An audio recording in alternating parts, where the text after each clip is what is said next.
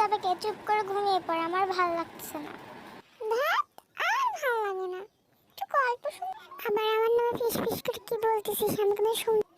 না না, কিছু না, এমনি আমি ফিস ফিস করে গল্প বলছিলাম। হয়েছে, এখন তাড়াতাড়ি ঘুমিয়ে পড়, আমাকে তো রাগ ধরছে। রাত 12টার পর? আপু, ওই আপু, আপু তুই কি ঘুমাইছিস আপু? ঘুম থেকে জেগে উঠে বলছিস ঘুমাইছি কিনা? রাগ করিস না আপু, আমি একটু ওয়াশরুমে যাব। আচ্ছা যা, আমি তো আছি, যা। আপু আমার সাথে একটু চল।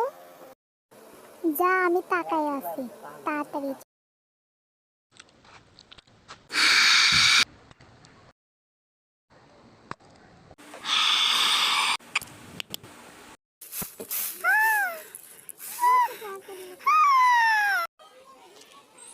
আপু, আপু আমি তো এখানে ছিলাম না, আমি তো বারান্দায়।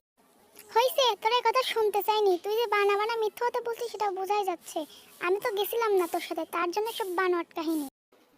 আপু বিশ্বাস কর, আমি এমন না, সত্যি।